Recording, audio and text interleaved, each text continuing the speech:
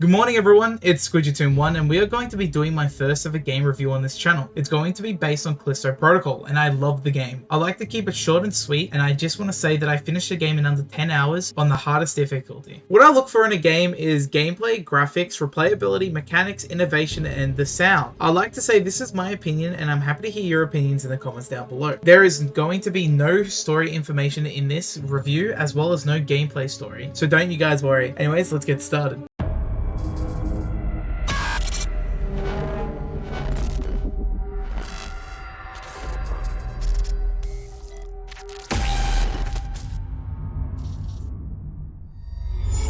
Let's start with the environment. Callisto Protocol is an amazing looking game, from the models of the characters straight down to the fire and smoke. I was quite surprised that the FPS lag wouldn't be affected by the amount of particles on your screen, but we'll touch on lag a little bit later on into the video. The environment of the game I personally was quite impressed with. I loved the entire theme of it and I grew to love it more as I played. The colors of the environments always had something new and eye-catching, but not everything was perfect. The environments are very simple levels with an amazing amount of detail, such as lifeless bodies on the floor with blood running down their mouth and blown off heads, robots with broken arms or have been brutally dismantled, fire blazing everywhere in the building, as well as bits and parts from the building falling into the endless void. From the start of the game, nothing makes you feel safe anymore. Everything makes you feel like you're the next target, and I love that feeling. The colors are always dark, gloomy, and cold, which adds to that overall horror feel, making you think that something's going to happen when you walk around a corner or open a door, or when the music picks up but nothing ever happens, which confuses the player, which is amazing. But when there's nothing or the music is quiet, something always happens, which is a nice element of surprise, spicing up the gameplay. Pair that with the sound design, it makes the world feel alive, making you feel like you're the one trapped inside this unknown place with no answers, with no help or no way of leaving your personal hell. It makes you think, what kind of place are you in? Your life got stolen from you and you have no control over anything, and now you're just a puppet in another maze. Moving more into the game, you'll start to see spikes on walls, moving and spinning blades, as well as huge industrial fans which you can use to your advantage to kill your enemies. It is a very important gameplay mechanic which will turn moments of death into moments of life, giving you another breath of air so you can continue on your run. I'd also like to touch on the vents and side moving parts of the game. I really wish there could have been more horror elements introduced into it, such as they grab your legs and pull you back, or they grab your arm and they can rip it off, or some things like that. There was a moment in the game where you are moving sideways through a tight area and you see a corpse webbed up, introducing a brand new enemy, but all it does is just open your eyes and gives you a little jump, but that is it. There is so much more potential with the side moving mechanic and the vent mechanic. I wish they developed it more. Moving on to sound design now. This game has some of the best sound design and effects of any AAA game in 2022. If you don't believe me, just listen.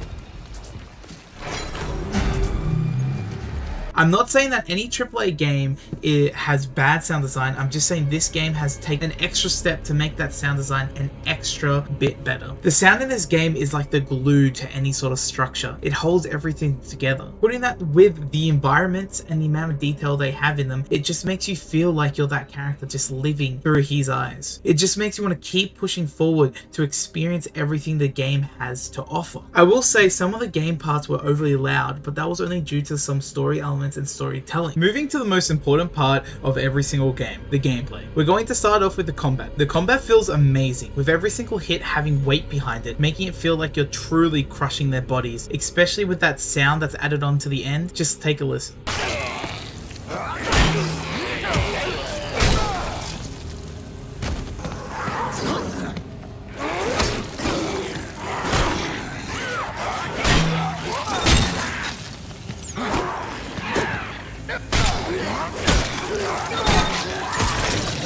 But there are issues bleeding from the surface of the game, such as you can't fight 2 or more enemies due to the tag teaming system implemented into the game, which is overwhelming for the player until later on in the game once you start unlocking more gadgets and weapons. On top of that, you have to remember that there are multiple enemy types as well as this new mutating system, which is extremely annoying, which you unlock later down in the game, which is implemented to make the game harder, but in fact it just makes the game annoying, especially when you're versing more enemies. Now moving on to dodging. Dodging is a huge mechanic in the game and it's a very important one, but this made the community split by 50-50. I personally don't mind it the longer I played, but it does make the combat feel stale over time. All you do is dodge, dodge, dodge, then hit, hit, hit, shoot, dodge, hit, hit, and repeat, which makes the game feel really boring and stale. But you can get counterattack, heavy attack, as well as throwing in different guns, environmental kills, which does make the game feel a little bit more alive and making the combat feel a bit more spicy. I wish they could have added some more combos, such as if you press heavy attack after the light attack, it does a nice little stab or hit in the head, or adding a new weapon which does different things in situations, such as a sledgehammer which is slower but does more damage, or a little knife that does fast attacks but less damage. There is also a stomping mechanic, but that's only once you kill them. You get loot on the ground once you stomp on them. Now moving on to guns. Guns in the game feel really nice and smooth and have a nice kickback to them and sound effect. I will also say finding ammo in the game is never an issue, even on the hardest difficulty. Neither is finding healing or money. Money in this game is used at the upgrading station, which is to buy new weapon types, which is to buy mod upgrades for your guns with perks such as more damage, or buying healing,